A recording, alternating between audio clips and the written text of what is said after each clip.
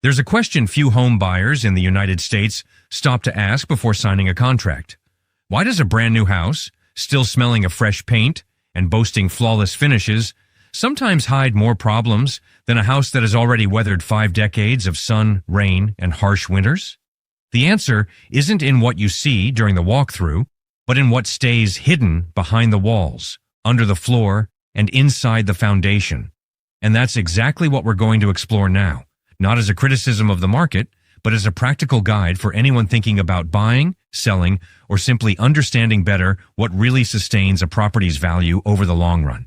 Over the next few minutes, you'll discover 5 real advantages of older homes that rarely show up in real estate listings, and 5 common problems in new construction that almost no builder mentions during the sale. This isn't about saying one is always better than the other, but about showing what's behind each decision so that when it's time to choose, you know exactly where you're putting your money. Just walk through any new neighborhood in the United States and you'll feel the appeal. Straight streets, matching facades, that smell of paint that hasn't quite dried yet. It's easy to fall for it and sign the contract right there, thinking you're bringing home the most modern and secure thing construction has to offer. After all, everything looks perfect. The appliances are new, the warranties are current, and the seller guarantees that this is the dream house, ready for the next 30 or 40 years without any major worries. But a good number of these buyers only find out the real quality of all that later, often only once the builder's warranty has already expired and the first signs of wear start to appear. A thin crack near the window, a door that no longer closes properly, a smell of dampness that shouldn't be there in a 5-year-old house. On their own, these signs seem like small details, but together they tell a story of rushed schedules, cost-cutting, and decisions made during construction that the buyer never had any way of seeing. On the other side of town, often just a few blocks away, there are houses that have lived through wars, economic crises, hurricanes, and decades of shifting climate, and are still standing, still solid, still being bought and sold generation after generation. These are houses that have already faced brutal winters, scorching summers, minor earthquakes, and decades of natural ground settling, and they keep on functioning without major surprises. It isn't luck, and it isn't just old-fashioned charm drawing in nostalgic buyers. It's engineering, it's material choice, it's a construction standard that has all but disappeared from today's market.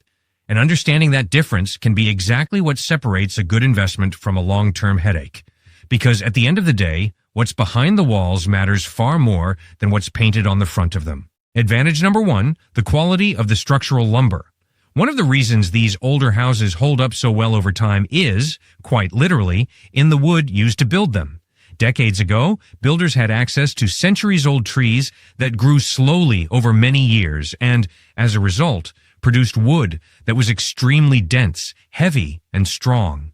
That old-growth lumber doesn't warp easily, doesn't crack with temperature changes, and can bear decades of structural load without giving way. Nowadays, that type of lumber is practically unavailable at commercial scale. Modern forests are grown specifically to grow fast and be harvested early, which meets the demand of today's construction industry, but produces wood that's much softer, lighter, and less durable. That's exactly why a house over 100 years old can still have completely solid beams and framing, while some homes delivered just 5 years ago already show visible cracks in the walls, floors that creak, and doors that start pulling away from their frames. Advantage number 2, finishing and sealing materials. The difference doesn't stop at the structural lumber. It continues through practically every layer of the build. Older houses used to have solid plaster walls, much thicker and heavier than the thin drywall used today. That solid plaster not only added structural strength, it also worked as natural sound insulation, cutting down on the noise that traveled from one room to another, something many people living in new houses notice they're missing as soon as they move in. The floors, in most cases, were made of real, solid wood, installed board by board, rather than thin layers of plywood with a decorative veneer glued on top, as is common today. Even the interior doors were solid and heavy, built to last decades without warping, quite unlike the hollow, lightweight doors that have become standard in construction today, and that often sound hollow at the simplest knock. All of this, put together, created houses meant to last generations within the same family, passed down from parents to children and grandchildren, not just houses built to pass a quick inspection before handing over the keys and to meet the bare minimum requirements of a construction contract. Flaw number 1, rushed construction and cutting corners on materials. What few buyers stop to consider is that modern builders operate under constant pressure from tight deadlines and increasingly thin profit margins. Every week of delay on a job site means lost money, and every cheaper material used means a slightly bigger margin in the builder's pocket. The result shows up in subtle but meaningful ways. Interior walls thinner than they should be, kitchen cabinets made of low-quality particle board instead of solid wood, and vinyl siding that, while it looks nice in the first few years, starts fading, cracking, and warping from sun and rain in less than a decade. These details are rarely visible during the sales tour, because everything is new, clean, and well lit. But over time, the wear and tear starts telling a different story than the one sold on signing day. A kitchen that once looked straight out of a design magazine starts showing cabinet doors warping, hinges sagging, and siding that's already lost that first-year shine. Flaw number 2, poor thermal insulation and undertrained labor. Beyond cheaper materials, there's an even quieter problem: improperly installed thermal insulation, whether from cutting material costs or from a shortage of skilled workers available in today's construction labor market. This means the air conditioning and heating systems have to work much harder to keep the house at a comfortable temperature, driving up electric bills far beyond what the new homeowner ever expected to pay. It's common to see families who bought a newly built house thinking they were getting modern energy efficiency end up with power bills that rival those of houses much bigger and much older, simply because the insulation wasn't installed correctly. Advantage number 3, real square footage. One of the things that surprises first-time visitors to older homes the most is the actual size of the rooms. Bedrooms that look small on paper, once measured up close, turn out to have enough space for a queen bed, 2 dressers, and still leave plenty of room to move around. This happens because decades ago, square footage wasn't as expensive as it is today, and builders didn't need to squeeze every room to the limit to fit as many units as possible on the same lot. Advantage number 4, high ceilings and thick walls. On top of that, many older houses were built with ceilings much higher than today's standard, and that's not just an aesthetic choice. High ceilings help air circulate, make rooms feel visually larger, and add to a sense of comfort that's hard to replicate in modern construction, where ceiling height gets cut to save on materials and wall height.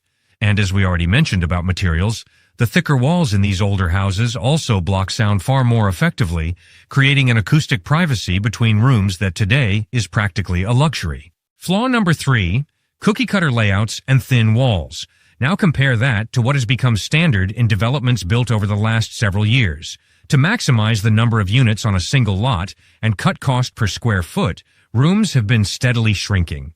Bedrooms that used to comfortably fit a queen bed with room to spare now barely fit the bed and a narrow side path.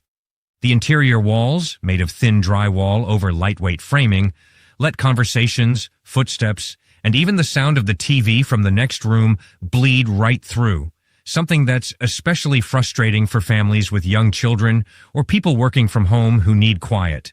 This isn't a natural evolution of the housing market, as some builders like to claim in their advertising. In practice, it's a step backward in space, comfort, and privacy, dressed up with a coat of fresh paint, modern finishes, and well-lit photos in online listings. Advantage number 5, land already tested by time. Here's the part that really slips past most buyers. Older houses were built on land that had already proven in practice its ability to support a solid foundation. Over the decades, that specific soil had already weathered heavy rains, prolonged droughts, winter freezes, and every kind of climate swing, and the house's foundation had already settled naturally through all of it. When a house has been standing for 80 or 100 years without major structural problems, that is, in effect, a free stress test that no new development can offer. Flaw number 4, new land that hasn't settled yet. New developments, especially those built in freshly opened neighborhoods, are often put up in a hurry on land that hasn't had enough time to fully settle. The soil keeps naturally shifting for the first few years after construction, and that can lead to cracks in the foundation, doors and windows that drift out of alignment on their own, and floors that start to visibly slope, even in houses only a few years old. Flaw number 5. Shortcuts in plumbing and system sizing. And it doesn't stop there. To meet tight deadlines and protect profit margins, it's common for builders to take shortcuts on plumbing installation using cheaper materials or connections that don't get the attention they need during the build. The same goes for heating and cooling systems, often sized at the bare minimum needed to pass inspection, rather than the ideal size to guarantee real comfort for the people living there over the years. At the end of the day, the house may look absolutely perfect from the outside, with a flawless facade, a well-kept yard, and finishes that shine in the listing photos. But what lies underneath, hidden in the foundation, the plumbing, and the internal systems, tells a completely different story. And that's exactly the kind of knowledge that separates a well-informed buyer from someone who only discovers the truth months or years after signing the contract.